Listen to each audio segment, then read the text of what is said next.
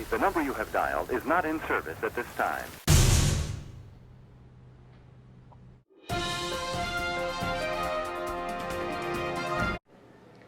Channel 1 News with Scott Kennedy here. As you can see, we have no signal here at the news station.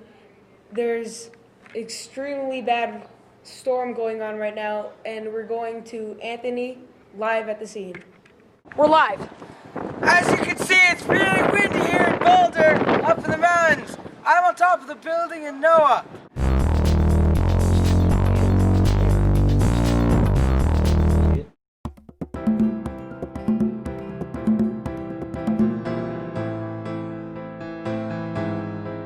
Looks like the storm wasn't as bad as we predicted, but it's good to take precautions.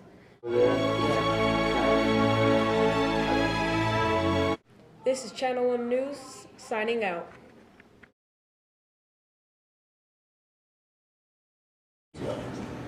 That's what now. What are we looking at over there? You want to know what we're looking at over there? Yeah.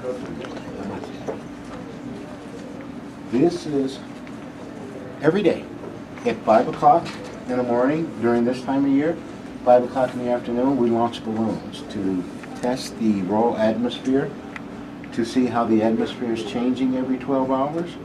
Well, there are roughly about 110 of these forecast offices located throughout the United States.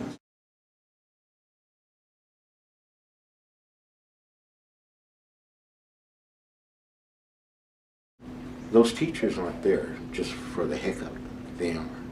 They don't have to teach you, but they do.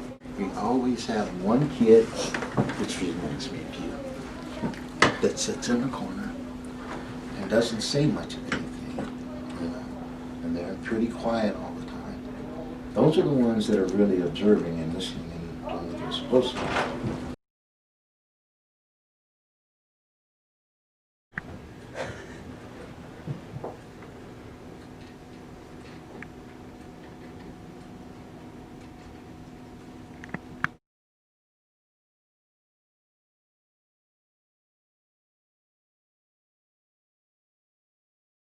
When did you get interested in becoming a data acquisition program manager?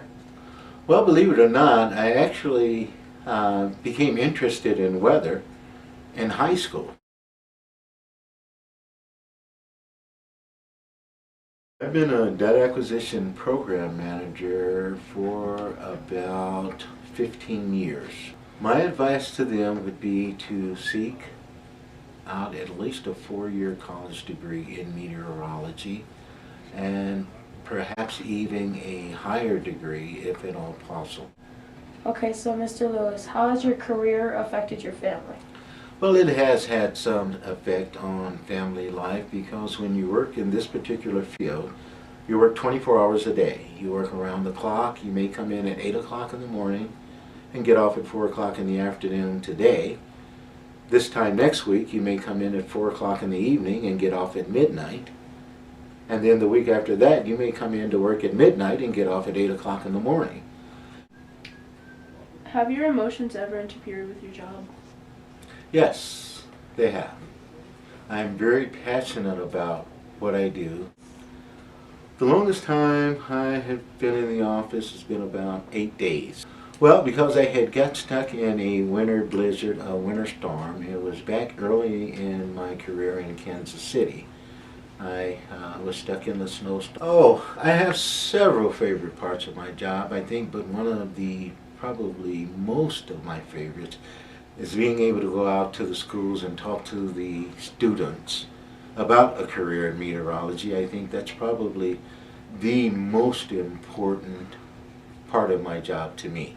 Well, it's a combination of both, depending exactly on what it is or what particular program that I'm involved in. I do work alone a lot, but I also work very closely with my co-workers